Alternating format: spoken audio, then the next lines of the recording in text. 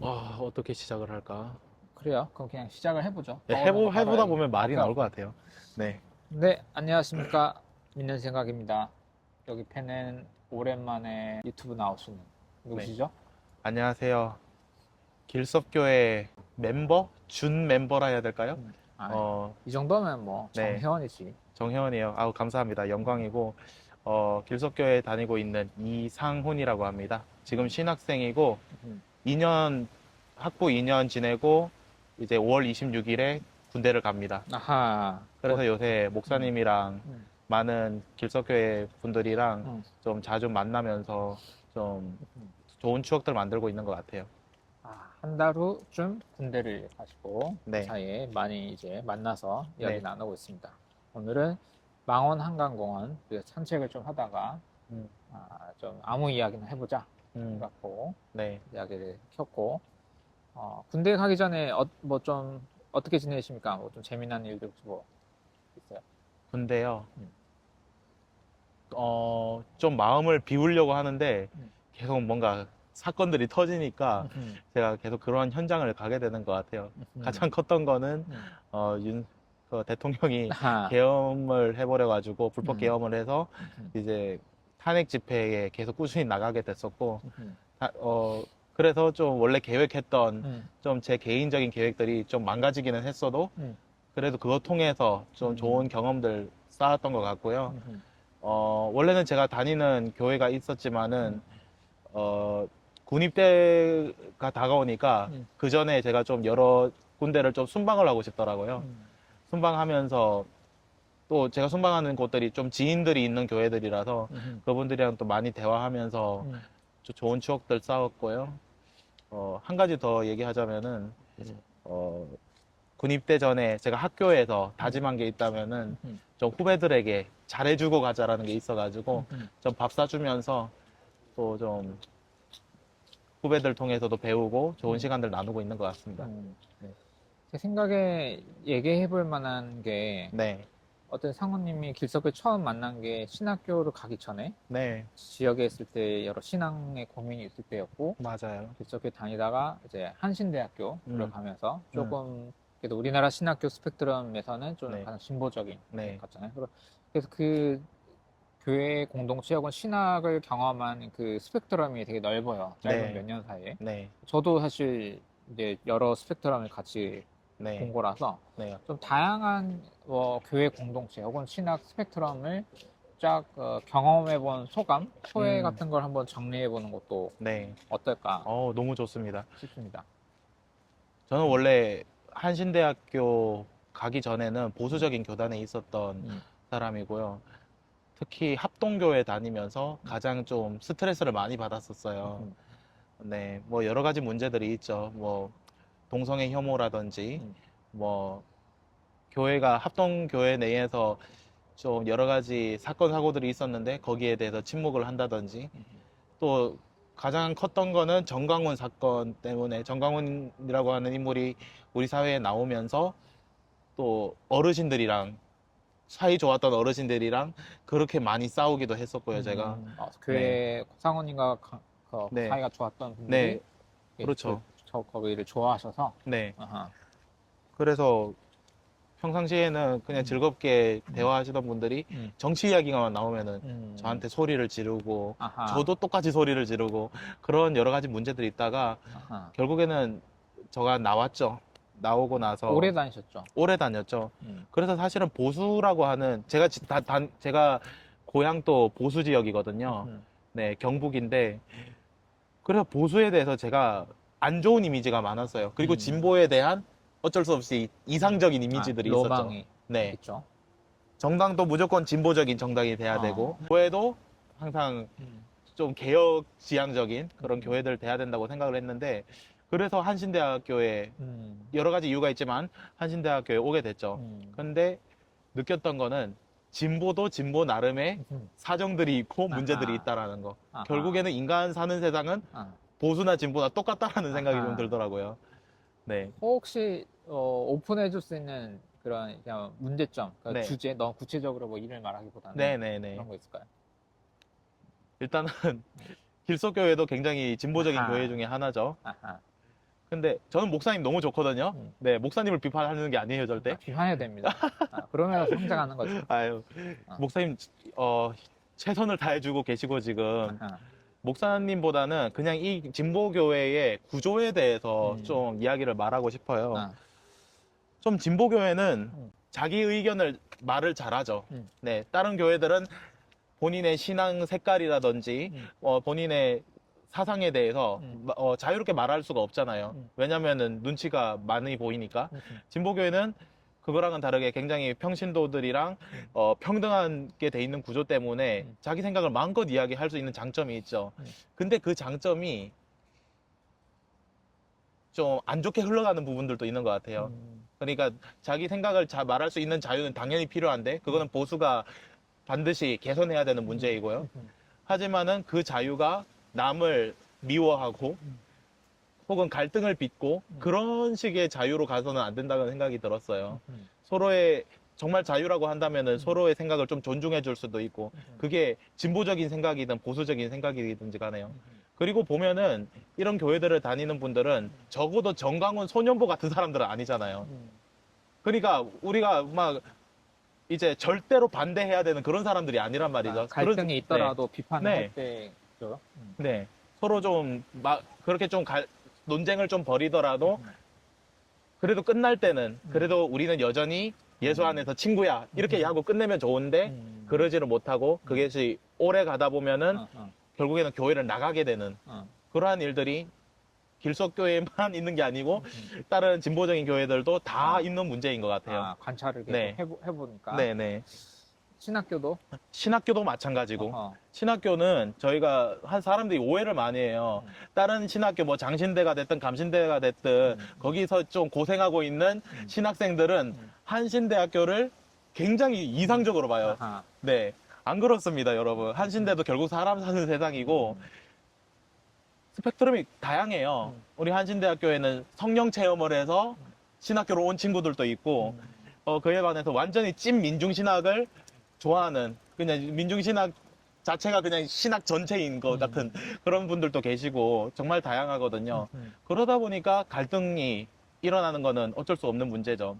문제는 갈등을 일어나는 거는 이제 인간 사회니까 당연한 일이기는 한데 그거를 끝맺지를 좀 좋게 끝맺지를 못하는 게 있어서 많이 아쉬운 부분이에요. 좀 화해가 되고 서로 다시 회복되는 경험들을 네. 본 게 좀 많진 않아요? 그러면? 뭐 신학교든 교회든 간에 이런 어떤 크고 작은 갈등은 없을 수는 없잖아요. 솔직히 서로가 너무 다르니까. 네네.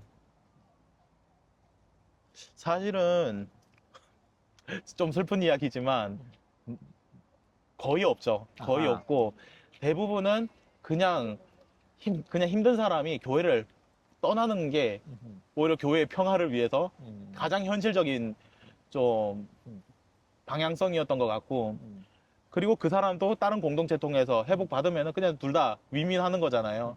그런 게 있는데 다만 우리가 생각보다 세상이 그렇게 넓지가 않아서 또 볼 수도 있는 거잖아요. 보면은 그때는 우리가 서로 웃으면서 대화할 수 있을까에 대해서는 생각을 해봐야 될 것 같아요. 가끔은 우리가 안부 문자를 보낼 수도 있는 거고 그런 거잖아요. 어쨌든 교회니까. 교회를 떠나서도 그냥 친구 관계들은 어때요? 그렇죠. 내가 다시 좀 사정해서 네. 화해를 좀 해요. 잘 못하는 것 같아요. 퍼센티지로 보면 극히 드물죠. 극히 드물어요. 극히 드물어요. 네, 극히 드물고 좀 자기 생각을 내려놓는 게 저는 필요하다고 봐요. 그러니까 그게 내 생각이 암만 옳다고 생각해도 내가 그 사람을 대할 때는 적어도 내려놓을 수 있는 거잖아요. 관계를 위해서. 근데 그런 게 좀 많이 부족한 것 같다. 그리고 뭐랄까 진보교회는 이렇게 말하면은 좀 이의를 제기하실 분들이 많을 것 같지만은 제가 봤을 때는 보수교회는 신이 나의 삶에 직접적으로 있어요. 감시자처럼. 그러다 보니까 좀 더 약간 좀 단합이라든지 혹은 좀 화해하려고 먼저 찾아간다든지 이런 게 좀 더 적극적으로 일어나는 것 같거든요. 근데 진보교회는 좀 신이 멀리 있는 느낌이랄까? 아하. 네. 이렇게 해도 신은 이해해. 약간 그런 생각이 좀 많은 것 같아요. 그러다 보니까 좀 그 사람을 갈등을 빚었던 사람하고 만나려고 하는 태도들, 혹은 굳이 갈등을 안 빚더라도 교회를 한참 안 와요, 사람이. 그러면은 연락을 할 수도 있는 거잖아요. 근데 그러한 연락들도 너무 그냥 그 사람의 자유를 존중해서일 수도 있겠지만 너무 존중하던 나머지 그냥 교회가 아예 그냥 흩어져 버리는, 교회 구성원들이 흩어져 버리는 좀 그런 사례들이 좀 많았던 것 같아요. 그러니까 상훈이 볼 때는 뭐 네. 신학적으로야 뭐 매력이 있으니까 네. 상훈도 진보 네. 쪽에 있고 하는 건데 뭘까요? 구조적으로 모임에 보수교회는 아무래도 카리스마 있는 리더가 있고 그 네. 안에서 어떻게 보면 잡음이 좀 없는 기초 세팅이 되어 있다 보니 네. 좀 뭔가 같이 집단적으로 행동하는 게 빠르고 이렇게 네. 되는데 진보로 가면 조금 그런 리더십 조금 덜 하고 자기 네. 목소리를 이제 내는데 그래서 그러니까 자연적으로 갈등이 더 생기는 거는 당연한 것 같아. 근데 문제는 그게 서로 좀 회복하고 갈등이 있어도 좀 해결하고 그러면서 좀 더 친해지고 이래야 여러 모임들이 더 지속 가능하게 이렇게 서로 공생하는 관계들이 되는데 무한 분열만 있게 되면 결국 다 와해되고 이제 없어지는 거니까 결론적으로 이쪽 보수는 덩치가 너무 과도해서 문제고 여기는 너무 분열돼서 네. 손에 잡히는 게 없는 상태가 되니까 그렇죠. 문제고 네. 약간 그런 것 같네요. 네. 저는 또 주목하는 부분이 세대 갈등에 대해서 주목을 하거든요. 좀 진보라 하더라도 윗세대 분들의 관심사는 좀 민주화라든지 통일이라든지 그런 문제에 관심이 많은가 하면은 젊은 진보들은 소수자 문제, 젠더 문제에 대해 더 관심이 많은 것 같아요. 서로 관심사가 다를 수 있고 둘 다 중요하죠. 근데 그런 문제들을 우리가 다룰 때 뭐가 더 중요하느냐 가지고도 좀 싸우고 있는 게 있는 것 같고요. 저는 청년이기는 하지만 근데 약간 제가 유교 고장에서 자라서 그런지 좀 어른들을 존중하려고 하는 좀 태도가 있어요, 저는. 그래서 우리 청년들이 좀 뭐랄까 바뀌어야 될 부분 혹은 좀 제안을 좀 드리자고 한다면은 어쨌든 어른분들은 안 바뀌어요, 더 이상. 아하. 네, 안 바뀌죠. 이제 그 삶 그대로 이제 가실 거고. 근데 이제 미래를 이제 주도하는 거는 청년 세대들이잖아요, 앞으로는. 그럼 우리 청년 세대들이 어떻게 하느냐에 따라서 교회의 미래도 바뀐다고 생각하거든요. 일단 첫 번째는 저는 그래요. 일단 어른들의 삶을 우리가 좀 생각해 볼 필요가 있다. 어른들이 살았던 이제 그 시대는 우리 시대랑은 또 다른 시대니까. 그래서 그런 생각을 가지고 있다라는 거에 대해서 우리가 먼저 생각을 할 필요가 있다라는 생각을 하고 있고요. 두 번째는 좀 어른 세대는 이제 에너지가 줄어들고 있잖아요. 그러면서 좀 한쪽 편을 들기보다는 좀 통합에 대해 더 관심을 많이 가지는 것 같아요, 어른 세대는. 맞아요. 저도 에너지가 너무 줄어들어가지고. 그죠? 청년 세대는 반대로 에너지가 엄청, 저도 그렇고, 뿜뿜 넘치죠. 부럽습니다. 네. 그러니까 어떻게든 내 주장을 어떻게든 사수하려고 하는 그러한 투쟁들의 힘을 엄청나게 쓰죠. 좋겠다. 아니에요. 야, 내 주장이 없어. 저는 목사님 너무 좋아요. 네, 목사님 너무 좋고. 그런데 그 에너지를 쓸 때 너무 그것이 분노하고 슬퍼하고 폭력적인 부분에만 좀 많이 쓰이는 것 같아요, 에너지가. 에너지를 좀 우리가 달리 쓸 수 있지 않을까? 아니, 또 에너지가 있어야 화를 낼 수 있는 거야. 지금. 그죠? 나도 지쳐서 화를 못 내겠어. 그건 또 네. 젊어서 그런 거긴 하네요. 네. 아니, 저는 목사님이 너무 좋고, 뭐랄까, 저는 목사님이 오히려 좀 대단해 보였어요. 왜냐면 목사님도 분명히 진보교회를 하시는데, 사실 진보교회 하다 보면 목사님들도 화낼 때가 있거든요. 자기, 네. 우리는 중도교회. 중도교회. 기독교회는 진보교회 아닙니다. 네, 중도교회라고 하겠습니다. 그래서 제3의 길. 네, 중도교회라서 사람이 보수적인 분들도 계시고 진보적인 맞아요. 분들도 계시고 다 어우러져 섞여 있는 있죠. 데죠. 그래서 근데 그런 교회를 하면은 사실 목사님들도 감정 관리를 못 할 때가 많잖아요. 근데 목사님 보면은 진짜 최대한 말씀을 아끼시고 들으려고 하시고 그리고 저는 인내하는 모습이 정말로 저는 인내 못 할 것 같은 상황인데도 하시는 걸 보면서 아, 기숙교회는 내가 홍보할 수 있는, 내가 추천할 수 있는 교회구나 하는 생각이 들었거든요. 나이가 들면 네. 에너지가 없어져서 네. 이제 인내 되게 됩니다. 어, 지쳐가지고 어, 화를 못 내. 화를 못 힘이 내요. 없어요. 이렇게 겸손하게 말씀을 하십니다. 네. 길석, 생물학적 차이야. 이거 이제 또 다른 이야기 하자면 저는 길석교회가 이제 여러 생각을 공유하는 사람들이 모인 곳이에요. 그래서 우리는 신앙 고백도 없어요. 사도신경 같은 거 안 하고 우리가 동의하는 부분이 있다면 그거잖아요. 예수를 통해서 하나님이 보였다? 네. 하나님의 사랑을 알 수 있다. 네, 하나님을 사랑을 알 수 있다. 이런 이 문장이 길석교회의 유일한 신앙 고백이라고 한다면 할 수 있거든요. 정말로 다양합니다. 기독교 무신론자도 있고, 저처럼 한신대학교 다니지만은 굉장히 전통을 좋아하는 그런 사람들도 있고, 다양하죠. 근데 좀 지금 이제 제가 길석교회를 약 2년 동안 이제 어땠는지를 돌아보면은 어쨌든 간에 길석교회에 오시는 새로운 성도분들은 대부분이 기성교회에 실망을 해서 오신 분이죠. 사실은 진보신학에 관심이 있어서 오시는 분들은 드물죠. 그냥 실망을 했는데 이런 대안적인 교회가 있다고 해서 오시는 분들이 대부분인데 그런 분들이 소화할 수 있는 교회냐 했을 때는 우리 길석교회도 좀 개혁을 해야 되는 부분이 있다고 봐요. 그러니까 그분들이 처음 들어올 때 좀 우리 교회는 진보적인 성도분들도 계시니까 이제 좀 레디컬한 이야기를 하면은 좀 신앙이 흔들리잖아요.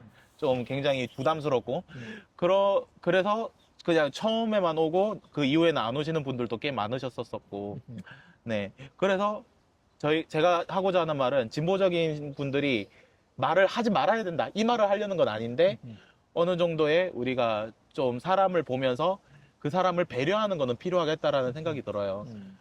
목사님 어떻게 생각하세요? 그쵸. 딱 두 가지 그 지점 같아요. 그런 네. 이야기를 하고 싶어서 온 거라서 그게 네. 자유가 중요한 건데 네. 이제 각자 자기 신앙의 중심을 잡고 그 신앙을 빌드업하는 그게 다 다르다 보니까 네. 그거를 서로 리스펙하면서 존중하면서도 모일 수 있는 어떤 방법을 찾아야 되긴 하는 것 같아요. 그게 안 되면 결국 그냥 길석교를 그냥 떠나는 걸로만 끝나는 게 아니라 종교 자체에 대한 회의에 깊이 빠질 수밖에 없고 교회 자체의 흥미를 잃게 되는 걸 보면서 그러니까 기독교 때는 다른 교회 가면 좋아요. 저는 다른 교회를 더 잘 맞는 교회를 해서 잘 다니면 네. 괜찮은데 네. 그게 아닌 경우 혹은 교회가 없어도 뭐 자기의 종교적 영성을 잘 갖추고 살아간다. 저는 그것도 좋은 것 같거든요. 근데 이것도 저것도 아니고 그야말로 완전히 삭제되는 경우, 종교적 그런 세계가 완전히 삭제되는 경우도 많다 보니까 고민하게 되죠. 결국 신앙을 위해 모임이다 보니까 네. 서로 다른 그런 신앙이 성숙되는 그런 과정을 존중하면서 대화를 하려면 어떤 매너가 필요할까? 고민을 이제 하게 되는 것 같아요. 그렇죠. 또 길석교회는 굉장히 목사님이 설교 준비를 어마어마하게 하셔서 설교하실 때도 책 한 권은 읽으시잖아요. 토요일만 합니다. 토요일만. 너무 대단하시죠. 그래서 저희가 양질의 설교를 듣거든요. 근데 그거랑 동시에 이제 이거는 한국 교회가 갖추지 못하는 대다수의 교회가 갖추지 못하는 부분이기 때문에 길석교회의 자랑이라고도 할 수 있고 그와 동시에 우리가 또 필요한 부분이라고 한다면은 좀 감성적으로 좀 다가올 수 있는 혹은 뭔가 감각적으로 다가올 수 있는 좀 종교적인 코드가 필요하다는 생각도 들었어요. 네. 저같이 굉장히 F적인 사람은 설교보다는 예전에 더 관심이 많거든요. 성찬을 한다든지 혹은 뭐 주기도문을 같이 읽을 때도 뭐 노래를 부른다든지 이러한 여러 가지 요소들이 사람으로 하여금 굉장히 종교의 감수성을 좀 높여주는 그러한 부분들이라서 우리 길석교회도 좀 이런 거를 우리가 연구해 볼 필요 있다. 맞아요. 네. 근데 그 연구는 굉장히 섬세해야 될 테고 길어야 된다고 봐요. 왜냐면은 생각보다 우리 찬송가만 하더라도 한국 교회의 찬송가들이 굉장히 한쪽 신학, 특히 좀 보수적인 신학에 편향되어 있는 고백들로 가득 찬 가사들이 많거든요. 그래서 목사님이 찬양할 때도 굉장히 가사들 섬세하게 보시고 그런 부분들 좋은데 이제 그러다 보니까 부를 수 있는 찬양이 굉장히 한정적이고 그에 따라서 좀 불만이신 성도분들도 있고 네 그래서 요거를 우리가 어렵죠. 좀 다 같이 모여서 음. 찬양을 내가 찬양 들으시는 분들은 많을 거 아니에요. 그래서 요거는 길석교에서 불러도 될 만한 찬양이다 하면은 좀 서로 추천을 좀 해주시고 그래서 좀 모아가지고 찬송가 리스트를 만들면은 너무 좋겠다라는 생각이 들어요. 일단 진보 진영 스펙트럼 이야기로 가면 네. 이게 저도 그걸 좀 좋은 거 카피하고 싶은데 이게 쉽지 않은 게 네. 보수 쪽은 원래 하던 방식의 노래 음. 엄청 많아. 그리고 음. 대부분의 워십 팀들이 거기 다 몰려 있으니까 맞아요. 음악 퀄리티가 엄청 높고 제가 좀 여기 검토하면 여기는 진보 쪽은 너무 투쟁가적인 노래가 너무 많고 가사도 너무 이게 정말 현재 쓰는 언어가 노래분이 너무 많으니까 맞아요. 가져오기가 너무 좀 쉽지가 않은 거예요. 이 중간이 너무 텅 비어 있어요. 그 음악적이면서도 뭔가 가사도 좀 따뜻하고 영성을 좀 깊이 할 수 있는 물론 이쪽이 정의하는 영성은 현장에서 싸우는 거기 때문에 네. 그렇게 가는 건 알겠는데 요 중간이 너무 없어서 약간 공백인 거예요. 그런 적절한 기도문, 그다음에 그런 찬양, 말씀하신 대로 리추얼도 좀 새로운 방식의 그런 리추얼도 필요하고 이런데 뭔가 이걸 다 새로 만들어야 돼. 이게 그냥 현장 목회자 입장에서 조금 피로도가 있어요. 진입장벽이 너무 높아. 맞아요. 그리고 이런 찬양을 듣는 거는 목사님들보다 성도분들이 훨씬 더 많이 들으실 거예요. 그러니까 훨씬 더 좀 다양하게 들으실 테고 그런 거를 좀 우리 뭐 나중에 가능만 하다면은 멤버들이 좀 주기적으로 들어가지고 좀 같이 추천도 하면서 좀 만들어 보면 어떻겠나 하는 생각이 좀 듭니다. 그게 듣는데 노래 네. 자체가 네. 많지가 않아요. 이 신학을 많지 않죠. 다양하게 네. 맞춰서 그죠. 할 수 있는 그게 많지가 않아서. 그죠. 그리고 진보교회들, 길석교회 말고 다른 진보교회들 보면은 민중가요를 부른다든지 그냥 일반 가요를 부르는데 거기에서 오는 약간 공허함 같은 것도 좀 저는 있었던 것 같아요. 왜냐면은 가끔씩 부르는 건 저는 너무 좋아요. 그리고 일반 가요 안에도 분명히 기독교적인 요소들이 많거든요. 그런 가요들 부르면 너무 좋죠. 근데 우리 공동체가 교회 공동체잖아요. 그리스도교라고 하는 이제 하나의 정체성을 가지고 함께 모인 사람들끼리 있는 곳인데 거기에서는 일치되는 부분이 사실은 내가 예수를 따른다 혹은 믿는다 그런 게 일치되는 부분인데 그러면 그것과 관련된 좀 노래를 좀 더 많이 불러야 되는 게 사실 그 공동체적인 면에서 더 종교적 감수성이 됐든 뭐가 됐든 간에 더 좋은데 계속 일반 가요만 부르면은 이 공동체의 정체성이 좀 흐려지는 부분들도 좀 감각적으로 있는 것 같았어요. 네. 어쨌든 교회라는 곳은 사회복지단체랑은 또 다른 곳이잖아요. 분명히 사회복지와 관련된, 그러한 요소들도 분명히 교회가 갖출 수는 있겠지만은, 그거는 사실은 어찌 보면은 부수적인 거고, 본질적인 면에서는 사실은 우리가 그리스도교라고 하는 종교의, 좀 영성적인 부분을 일상을 살아가는 사람들로 하여금 좀 일으켜서 삶에 활력을 줄 수 있는 게 교회의 역할이라고 보는데 그래서 그런 거를 어떻게 만들어야 되는지는 이제 계속 연구를 해봐야죠. 가끔은 기독교 신앙이라는 게 복잡하다는 생각이 들면서도 어찌 보면 간단한 거 아닌가라는 생각도 들어요. 간단하게 생각한다면 뭐 하나님 사랑, 이웃 사랑이라고 얘기를 할 수 있겠는데 그래서 좀 주변에 아파하는 사람이 있으면 위로해주고 그것이 사실 그것에 대해서는 기독교인들이 혹은 기독교인들 뿐만이 아니라 일반 사람들도 다 동의하는 부분일 거예요. 근데 사회가 너무 복잡해서 그런가? 기독교도 계속 복잡하게 가야 되는 부분인 것 같아요. 가장 좀 첨예하게 오늘날 갈리는 게 젠더 갈등 같아요. 그래서 그것이 교회 안에서도 그러한 젠더 갈등 같은 것이 많이 일어나죠. 보수적인 기성교회 같으면은 그냥 그것 때문에 피해 입은 사람이 그냥 떠나면 돼요. 그게 좋은 방법은 아닌데 떠나면서 그냥 해결이 돼요. 근데 진보교회는 그러면 안 되잖아요. 그 사람을 어떻게든 품어야 되고 공동체가 함께 논의를 많이 해야 되고 하는 부분이 있는데 근데 그것 때문에 피로감도 많이 생기고 생각보다 진보교회가 거기에 대한 매뉴얼이 탄탄하지도 못한 것 같아요. 그리고 사람이 정말 다양하거든요. 페미니즘, 반페미니즘 이렇게 구분할 수 있는 게 없고 진보, 보수 이렇게 나눌 수 있는 게 없어요. 그냥 사람이 그냥 생각이 다 다른 거예요. 같은 여성이라 하더라도 나는 페미니스트가 아니라고 말하는 분들이 있고 같은 키어임에도 불구하고 이제 키어 가시아 사업에 대해서 부담스럽다. 혹은 좀 이게 전략적으로 좋지 않은 방법이라고 생각한다. 이렇게 보시는 분들도 굉장히 많거든요. 근데 우리 진보가 뭔가 주류만 보고 그냥 좀 다른 생각을 가진 소수에 대해서 어찌 보면 진보도 생각을 안 하고 있지 않은가, 너무 관심이 없지 않은가라는 생각이 들어요. 네. 너무 우리가 진보는 외치는 거를 잘하죠. 투쟁하고 그다음에 구호를 외치는 거는 잘하는데 그 뒤에 구호를 외치는 것까지는 좋은데 그 뒤에 어떻게 구체적으로 우리가 삶의 현장에서 혹은 교회 현장에서 매뉴얼을 만들고 어떻게 대안을 만들 것인가에 대해서는 여전히 좀 생각이 없는 것 같다라는 생각을 개인적으로 솔직하게 개인적으로 가지고 있습니다. 네. 키워 주제도 누구는 좀 오픈해서 네. 웰컴하고 환영받는 모임에서 이렇게 좀 적극적으로 활동하고 싶어 하는 사람이 있고, 네. 누구는 조금 조용히 소수만 알고 하려는 사람들, 그런 차이도 있을 수 있고, 네. 아니면 뭐 그런 사회를 바꿔 나가는 방식이 네. 조금 직접적으로 세게 부딪히면서 해보고 싶은 사람도 있고, 네. 조금 한 명 한 명 설득하면서 조금 차분하게 일을 만들어가고 싶은 사람도 있고, 네. 근데 이게 교단에서 근데 이 주제로 싸운 목사님들 같은 경우에는 네. 이걸로 검열받고, 그러니까 퀴어 당사자가 아니지만 네.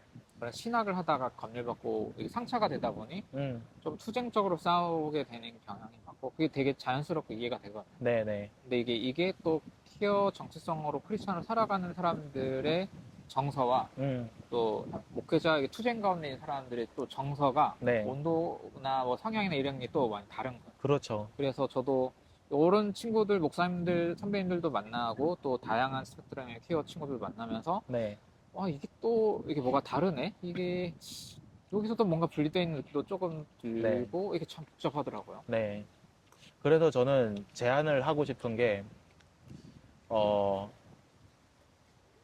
퀴어 가시아를 하시는 이제 크리스천 운동가 분들은 그 사업을 계속 하시면 돼요. 저는 그거 자체가 나쁘다 이런 이야기를 하려는 게 아니에요. 다만, 모든 퀴어들이 거기에 대해서 동의하는 게 아니라는 거, 그거는 우리가 알고 가야 된다. 분명히 가시아 사업을 하면서 위로를 받고 그 교회의 일원이 되는 크리스천들도 있을 테고, 그거만큼이나 정말 많은 크리스천들이 그런 퀴어 가시아 사업조차도 어찌 보면 차별로 보거나 혹은 낙인이라고 보는 키워들이 있어가지고 오히려 더 숨는 그런 키워들도 있다라는 거. 그래서 저는 만약에 나중에 교회를 만든다고 한다면은 무지개 스토를 하지 않는 그냥 일반적인 스토를 하고 예배를 드릴 수 있는 교회를 만들고 싶어요. 그러면서 성소수자들을 그냥 키오 환대가 아니라 그냥 사람을 환대하듯이 그냥 사람을 환대하는 그런 교회를 좀 만들고 싶고, 정말 그리고 제가 많은 키어 친구들에게 그런 이야기를 했을 때 많은 친구들이 그런 교회를 원한다고 했었거든요. 그런 교회를 가고 싶다고 했어요. 근데 그건 어찌 보면 자연스러운 현상이에요. 왜냐면은 키어이면서 크리스천인 사람이 매우 드물잖아요. 크리스천이면서 키어이신 분들은 기성교회를 다니다가 거기 너무 힘들어가지고 사실은 오시는 분들이에요. 그러면은 사실은 기성교회에 있다가 오신 분들이기 때문에 그분들은 기성교회의 문화에 너무 익숙하신 분들이란 말이죠. 그러면은 우리가 다가갈 때도 어느 정도는 기성교회 스타일에, 여기서는 기성교회가 나쁜 의미가 아니라 그러한 고유한 전통적인 스타일을 좀 가지면서 그분들의 인권을 옹호하고 그분들의 삶을 존중해 줄 수 있는 그러한 모델도 필요하다 제안을 하고 싶습니다. 네. 이게 뭐 싸우고 말고 할 문제가 아니라 이것도 다양하게 다 필요한 거예요. 다 필요한 거예요. 네. 이제 전투적으로 이렇게 하면서도 그걸 해줄 수 있는 네. 교회도 꼭 필요하고, 또 거기서 위로를 받는 사람이 있고, 또 이거를 너무 그렇게 티 내지 않고 그냥 해주는 거가 위로가 되고 또 필요한 사람들도 있는 거고, 네. 이게 여러 장르가 다 필요한 것 같아요. 페미니즘 문제도 마찬가지고, 또 누군가는 여성들만의 예배, 저도 이제 제가 존경하는 목사님 그렇게 예배를 하고 있으니까 그것도 정말 필요하구나라고 옆에 보면 이렇게 저 가보진 않고 그냥 이렇게 듣기만 하지만 있는 것 같고, 또 어떤 교회는 페미니즘 얘기를 하지만 그게 메인은 아니더라도 그런 그런 얘기를 편하게 할 수도 있고 피드백도 주고 그런 모임을 원하는 분들도 있고 그러니까 이것도 싸울 필요도 있는 게 아니고 그냥 다양하게 있어서 골라서 갈 수 있게 하면서 막 하는 거죠. 서로를 막 급하고 막 공격하고 막 이럴 게 아니고 또 이렇게 비가시와 요게 좀 편한 분들은 어떤 친구들 얘기하다 보면 저는 어떤 분들은 또 케어를 얘기를 하면서 자기 친구들도 만들고 이러고 싶어 하는 사람들도 있으니까 그런 얘기를 하는데 또 그거를 굉장히 뭐가 안 좋게 보고 또 왜 그러하냐 라고 얘기 들으면 마치 요때는 또 가끔 이분들은 그냥 조용히 뒤에만 있으라는 얘기인가? 라는 얘기도 또 들릴 때도 있는 거예요, 거꾸로. 그렇죠. 그러니까 이게 개인마다 다 성격이 다 다를 수도 있고 또 자기 직업에 따라 또 다를 수도 있어요. 어떤 분들은 또 직업상 오픈하고 막 오히려 하는 게 더 괜찮은 분들도 있고 누구는 조금 아직은 기다려야 되는 사람도 있고 네. 그 타이밍이 다 달라서 개인마다 너무 다른 주제니까 사실 다 필요한 다양한 전략이 다 필요한 그런 건데 같은 마음인데도 이제 조금 그 다르다는 것 때문에 서로 또 엄청 이렇게 꽝꽝꽝 하니까 당혹스러울 때가 좀 있긴 하더라고요. 그러게요. 아까 전에 우리가 처음 이야기한 것부터 지금까지의 것들에 공통점이 있어요. 우리가 사람과 갈등을 빚을 때 서로 다른 생각을 가진 사람을 마주할 때 우리가 먼저 생각해야 되는 거는 그 사람의 입장이 먼저가 아니라 그 사람의 삶을 먼저 봐야 된다라는 생각이 들었어요. 네, 그 사람이 어떤 위치에 있고 어떤 삶을 살아왔는지를 좀 고려를 한다면은 우리가 좀 더 관용적인 사람이 될 수 있지 않은가라는 생각이 좀 들고요. 그리고 한 가지 더는 어쨌든 우리는 입장이 좀 다르다 하더라도 그리스도교라고 하는 신앙 아래에 공통점을 가진 사람들이잖아요. 바울은 종이든 자유인이든 여성이든 남성이든 할 것 없이 모두가 형제 자매라고 가르쳐 줬었고 우리가 그런 신앙을 가진다면은 적어도 입장이 다르더라도 끝을 맺을 때는 이런 말을 한마디 했으면 좋겠어요. 그래도 우리는 친구야 하고 끝을 맺었으면 참 아름답겠다라는 생각이 좀 듭니다. 네. 얘기 들으면서 떠오르는 게 네. 제가 유튜브로 가끔씩 만나는 목사님 중에 한국에 있는 분은 아니고 해외에 있는 분인데 성소수자에 대한 생각이 좀 달라요. 그런데 교회에 같이 지내. 거기에 뭐 신학적으로 하는 건 아니고 늘 동행하고 같이 사는 분이 있고 네. 또 제가 만난 많은 분들은 이 주제에 대한 이념이 아주 확실해서 되게 공격적으로까지 느껴질 만큼 이론적으로는 우리가 성소수자를 이렇게 품고 같이 해야 한다 하지만 또 보면은 친구로 지내지는 않아. 그러니까 물론 뭐 상황이 다 다르겠지만 네. 이렇게 둘을 제가 양쪽 다 만날 때 네. 되게 유효한 거예요. 여기는 이렇게 기독교 오래자서든 뭐든 신학적으로든 이론으로 정리가 안 된 건 알겠어. 네. 근데 그냥 같이 동행하면서 살고 있는 분이 있고 네. 근데 여기는 이론으로는 엄청 뭐 하는데 공격적이란 만큼 느껴질 수도 만큼 뭐 그런데 결국 아니 그런 친구 관계라는 뭐 그런 게 전혀 없으니까 네. 물론 다 필요하겠죠. 여기도 뭐 다 뭐 누구를 비교하라는 건 아닌데 네. 근데 이런 경우에도 서로 이야기 들으면 서로 존중하고 친구도 될 수 있고 이론적으로는 저렇게 말하지만 하는구나. 물론 이론적으로도 그렇고 실제 행동으로도 혐오하고 막 이런 것도 있으니까 좀 그건 안 되겠지만 네. 이게 생각보다 복잡한 네. 다양할 수 있다 이런 것들이. 네. 저는 동성애를 죄라고 보지는 않지만은 그래도 제가 존경하는 분들 중에서도 좀 동성애 키어 문제에 대해서 보수적인 분들이 계시고 근데 그분들에 대해서 제가 그 부분만 가지고서 그 사람을 잘못됐다고 생각하지 않거든요. 분명히 그분들의 사정이 있을 테니까. 그리고 신앙이라는 것 자체가 우리가 논리적으로만 얘기할 수 있는 건 아니잖아요. 감정적인 묘소도 있고 그 사람의 삶도 포함이 되어 있고 그런 것들을 정말 총체적으로 보면서 이제 우리가 신앙을 해석을 해야 되는 부분인데 그만큼 복잡한 게 신앙이고 양심의 문제가 신앙의 문제라고 하기 때문에 자기가 동성애를 그렇게 본다고 해가지고 우리가 그 사람 보고 혐오자라거나 뭐 그런 딱지를 붙이면 안 된다고 저는 생각을 해요. 네. 그리고 저는 분명히 이제 그 양 목사님들이 좀 이제 서로 다른 모델을 갖고 계신데 굳이 제가 선택을 하자면 저는 사실 전자가 더 좋다라는 좀 더 괜찮다라는 생각이 좀 들기는 해요. 전자가 이론적으로는 그렇게 하지만, 생각하지만은 친구로 아. 지내는 왜 그런가 하면은 신앙은 결국에는 살아내는 거잖아요. 삶이잖아요. 물론 저의 생각에 대해서 반박하시는 분들도 있겠지만은 저는 신학이 어쨌든 간에 결국에는 그냥 도구라고 생각해요. 신앙적인 문제가 생기니까 우리가 새로운 신학이 나오는 것이고 그것이 현대 신학이라고 해서 완전히 그냥 가장 좋은 신학이라고 할 수 없는 거고 가끔은 우리가 전통적인 신앙을 통해서 현대의 문제를 성찰하기도 하고 결국에는 신학이라는 거는 도구입니다. 결국에는 이런 이론을 어떻게 우리가 삶에서 소화하는 게 더 중요한 거죠. 그렇게 봤을 때 뭔가 오늘 진보교회 너무 좀 까는 것 같아가지고 우리 진보교회가 좀 이 이론과 삶이 좀 더 연결이 되면 좋겠다 라는 생각을 가지고 있습니다. 네. 와닿는 이야기 같습니다. 네. 그런 면에서 저는 김동환 목사님이 정말 좋은 목사님이라고 생각해요. 정말로 아직 멀었죠.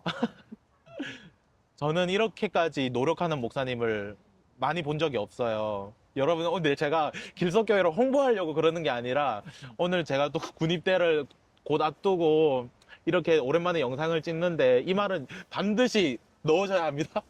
네, 반드시 넣으셔야 합니다. 저는 길석교회만큼 이렇게 실험적인 교회를 본 적이 없습니다. 실험 그만하고 싶어. 이제. 매주마다 실험이에요.